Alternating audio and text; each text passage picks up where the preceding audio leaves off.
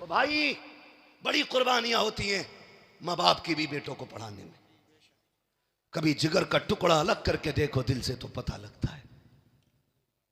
हाँ, किस दिल से माँ बाप बच्चों को जुदा कर देते हैं। ये क्या है? ये कुरान का प्यार है, ये कुरान की मोहब्बत है। मैं पढ़ने वालों से गुजारिश करूंगा, जिंदगी में कुछ बन जाओ ना, उन बहनों को ना भूलना जिन्होंने अपने दुपट्टों से तुम्हारी जूतियां साफ की है। उन रिश्तों को फरामोश मत करना जिन्होंने तुमसे पहले उठ के तुम्हारी तालीम के लिए तुम्हारे टिफिन, तुम्हारे नाश्तों के इंतजाम किए। कभी तुम्हारी वजह से बहन की आंख में आंसू नहीं आना चाहिए। बड़ी कुर्बानी होती है। स्कूल वाले हों या मदरसे वाले हों, सब जानते हैं जब भाई घर से निकलने लगता है और कीचड़ में पैर सन जाए, दौड़ के आके कहता जूता सन गया, कोई कपड़ा ला के जूता साफ कर। बहन कपड़ा ढूंढने में वक्त नहीं लगाती, अपने सर की इज्जत उतार के तेरे जूते रगड़ने बैठ जाती है। कहती भाई तेरे पैर का धब्बा ना रहे, भले बहन के सर पे चादर रहे कि ना रहे।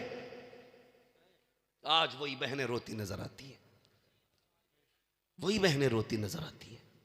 आपसे गुजारिश है, आप कुछ भी बन जाना, इन रिश्तों को फरामोश ना करना।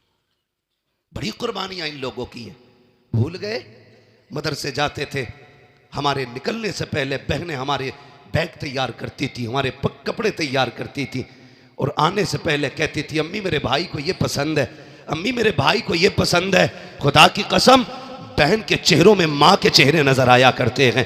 कभी इनकी कुर्बानियों को तो याद करो। आज शादी करके नजरअंदाज करने वालों, तुम्हें खुदा का वास्ता बहनों के लिए दरवाजे बंद ना किया करो, इनके लिए दरवाजे खोल दिया करो और कह दो बहन दिल तोड़ा करने की जरूरत नहीं है, अगर बाप है या ना है फिक्र ना कर, जब भी तेरा जी चाहे, जब भी तेरी तबीयत में हो तू कदम उठाना, चली आना, बाप हो ना हो इस चौखट पे तुझे बाप का चेहरा जरूर नजर आ जाए।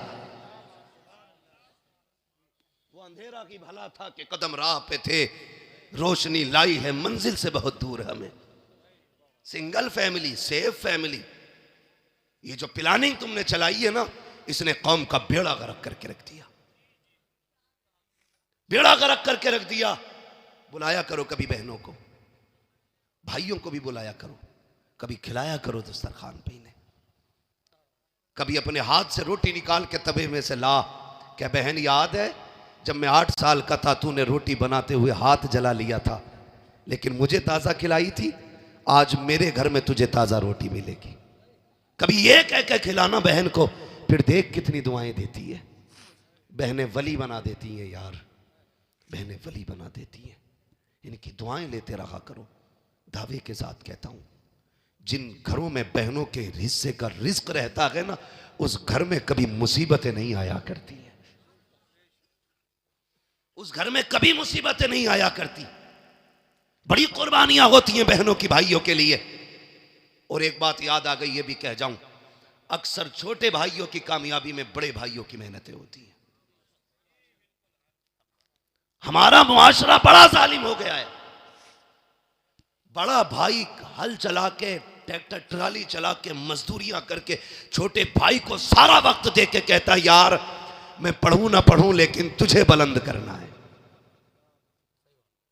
अक्सर भाई ये कहते हैं तू ऊंचा हो जाएगा ना मेरा सीना चौड़ा हो जाएगा, जो मेडल तेरे छाती पे लगा होगा उसकी गर्मी मेरे सीने में महसूस होनी है। ये सोच के भाइयों ने भाइयों को पढ़ाया, कलम लगाया, जरा सी सिपट्टिया क्या बनी, सारी गर्मी उसी भाई पे दिखाई जाती है जिसकी वजह से बदन पे वर्दी आई है। समझ रहे हैं ना मेरी बात? सारी गर्मी उसी भाई को दिखाई जाती है जिसकी वजह से जेब पे पेन लगा गए, जिसकी वजह से ये कपड़े आए हैं।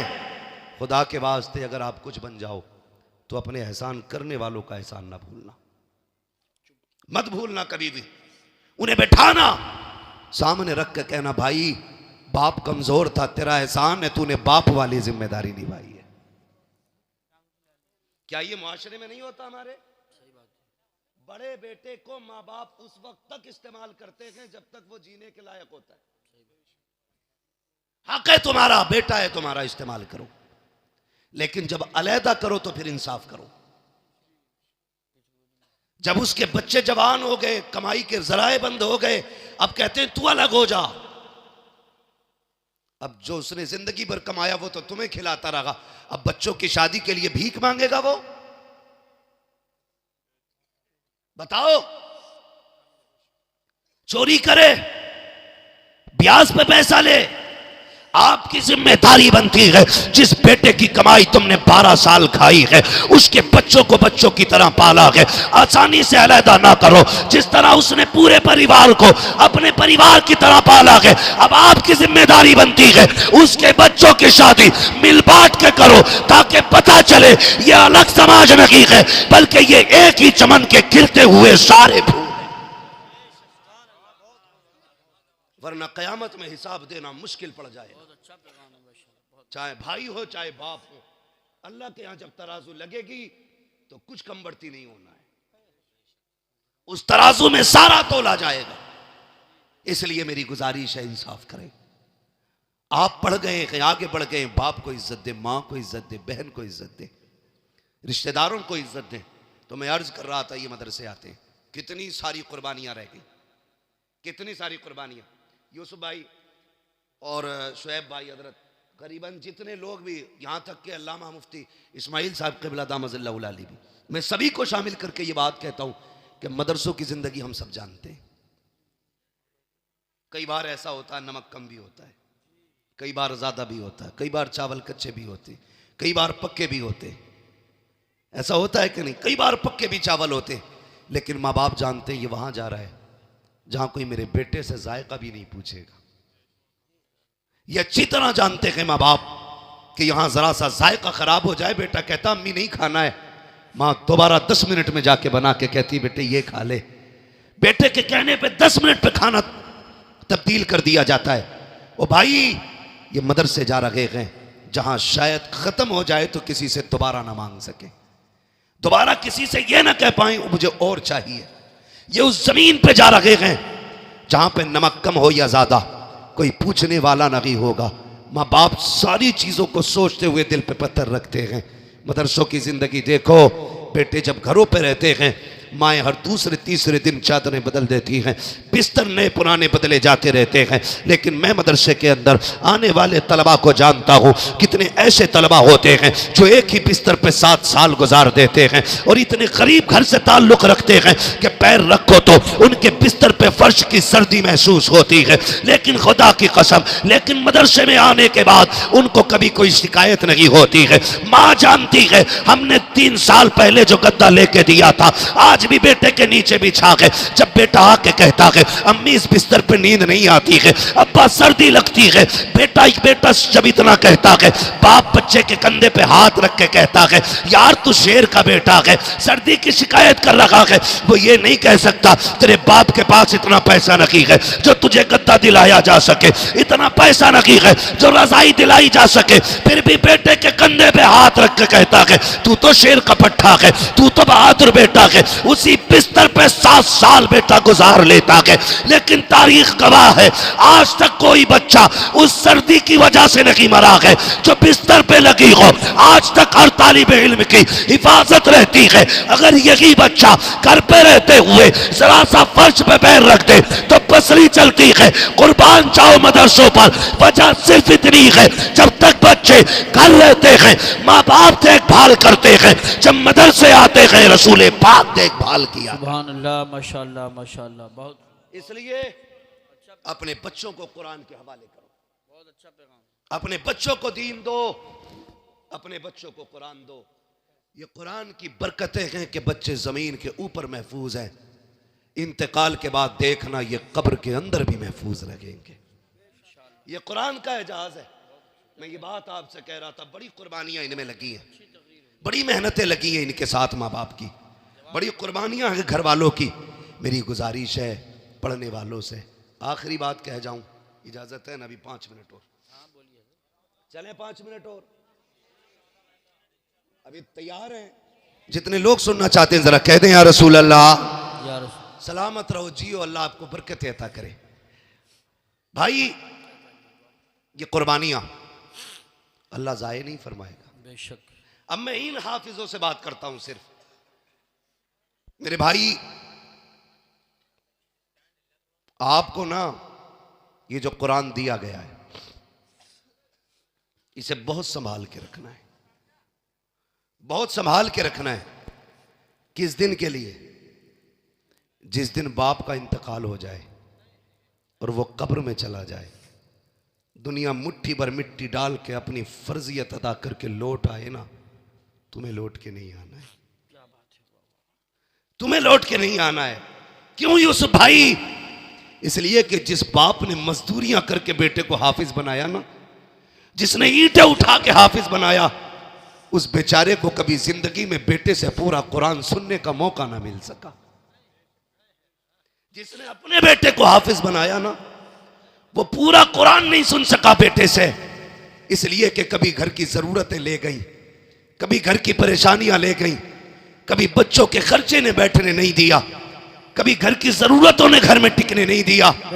ये सारी जरूरतों ने बाप को कभी कुरान सुनने की फुर्सत ना दी। जब बाप कब्र में चला जाए, दुनिया मिट्टी डाल के आ जाए, कुरान वालों तुम बाप की कब्र पर बैठना, कहना अब्बा पूरी जिंदगी तुझे कुरान सुनने की फुर्सत ना मिली, हम भी इधर उधर दौड़ते रहे, तुम भी दौड़ते रहे, आज तुम भी फुर्सत में हो, हम भी फुर्सत में हैं, पूरा कुरान सुना करके उठना। खुदा की कसम, इधर कुरान मुकम्मल होगा, उधर बख्शिश का परवाना तुम्हारे बाप की कब्र में भेज दिया। सुभान अल्लाह, सुभान अल्लाह, जिंदाबाद। ये आपकी जिम्मेदारी है कुरान वालों, कब्र में बाप को पूरा कुरान सुना के उठना है। तुमसे और कोई बदला बाप नहीं मांगेगा। जो उसने 10 साल 13 साल तुम्हें दी ना कुर्बानी के, 25 साल जो तुम पे लगा दिए, वो इसके बदले में कुछ नहीं मांगेंगे, कुछ नहीं मांगेंगे। सिर्फ इतना देना है कि कभी कब्र पे बैठ के पूरा कुरान सुना के उठना है, बेशक, सुभान अल्लाह, पूरा कुरान सुना के उठना है। और आपसे गुजारिश करूंगा, कम से कम एक बेटा जरूर कुरान का कारी बना लो। बेशक, एक बेटा हर घर में कुरान वाला होना चाहिए। इंशाअल्लाह खानदान की बख्शिश की जमानत बन जाएगा। बेशक, सुभान अल्लाह, सुभान। ये एक हाफिज कुरान 10 ऐसे लोगों की बख्शिश कराएगा जिनका जहन्नम में जाना वाजिब हो चुका होगा। बेशक, लहद में इश्क़ रुखे शह का दाग लेके चले, अंधेरी रात सुनी थी चिराग लेके चले, तेरे गुलामों का नक्शे कदम है राह खुदा, वो क्या भटक सके जो ये सुराग लेके चले। नौजवानों, अगर हमें पढ़ने की मोहलत नहीं मिली, फुर्सत नहीं मिली, तो कम से कम कुरान वालों से प्यार करो। क्या बात है, प्यार करो। मैं जानता हूं जो घरों पे खाना खिलाते हैं ना, उनके प्यार का अंदाज बड़ा निराला होता है। नातिक भाई, जिन बस्तियों में मदरसे चलते हैं ना, वो बस्तियां नसीब वाली हैं। और मैं घरों के बारे में जानता हूं, जब कभी कुरान वाले बच्चे आते हैं ना खाने के लिए, क्या वो बाजार से कोई चीज आती है ना, तो घर के बच्चे कहते हैं अम्मी मुझे चाहिए, कहती है रुको पहले हाफिज जी का हिस्सा निकाला जाएगा। ये हर घर का प्यार है। जो भी कुरान वालों को खाना खिलाते हैं वो तस्दीक करेंगे। बाजार से कोई चीज आए, सगा बेटा दौड़ा, अम्मी मुझे, भाई दौड़े नहीं मुझे, माने का ठहर, अभी हाफिज जी नहीं आए गए, पहले उनका हिस्सा रखा जाएगा।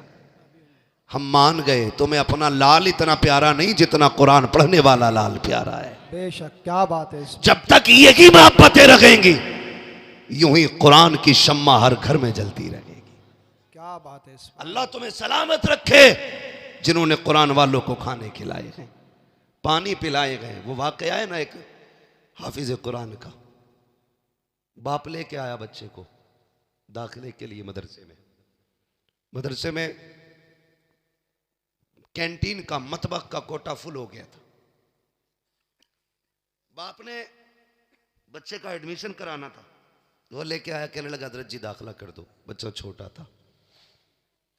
हजरत कहने लगे कि बच्चा आपका छोटा है और दूसरी बात मदरसे में इंतजाम भी नहीं है, खाने पीने का गुंजाइश नहीं है। वो बाप भी बड़ा प्यार करता था कुरान से। उसने कहा जो बच जाया करे मतबख में ना, वो खाना मेरे बच्चे को दे दिया करना, रख ले इसको, भले बचा कुचा दस्तरखान की हड्डियां डाल देना। उसने कहा आज मेरा बेटा दुख उठाएगा, कयामत में जन्नत के मौज उठाएगा। क्या बात है, जिंदाबाद। इसके सदक़े में मुझे भी मिलेगी जन्नत। रख लो ना। उस्ताद ने रख लिया। किस्मत से मोहल्ले में एक बूढ़ी खातून थी, उसकी कोई औलाद नहीं थी। उसने मदरसे में आके कहा कोई बच्चा भेज दो, मैं अकेली खाना खाती हूं, अच्छा नहीं लगता है, एक बच्चा मेरे साथ खाएगा ऐसा लगेगा कोई मेरा लाल खा रहा है। क्या बात है? कोई मेरा लाल खा रहा। सुन रहे हैं ना? उसने कहा कोई मेरा लाल खा रहा है, मुझे भी रोटी अच्छी लगेगी। उस्ताद ने देखा वही बच्चा जिसको बाप छोड़ के गया, कहा चल इसको रोटी तू खिला दिया करना। बच्ची का, उस बूढ़ी का दस्तूर था, पहली रोटी उस बच्चे के लिए उठा के रखती थी। पहली रोटी बनाई, बड़ी बूढ़ी थी, निकाल के रख दी, कहा ये पहली रोटी मेरे बच्चे के लिए, बाकी रोटी अपने लिए बना के खाई, और बच्चा जब आता था फिर वो खाता था। लेकिन दस्तूर था, पहली रोटी बच्चे को खिलाती थी। फिर जब इतना प्यार बच्चे को मिला ना, तो बच्चा उसे मां कहने लगा, वो उसे बेटा कहने लगी। सुनना बहुत गौर से, बेटा कहने लगी। एक वक्त गुजरता चला गया, रिश्ते मजबूत होते चले गए, ताल्लुकात मजबूत होते चले गए, वक्त बढ़ता गया, बच्चे का कुरान मुकम्मल होता गया। जिस दिन आखिरी सबक कुरान का बच्चे ने सुनाया, उस्ताद की दरसगाह से उठा, खानदान वाले खड़े हैं, घर वाले खड़े हैं, कोई हार डालने आया है, कोई सीने से लगाने आया है।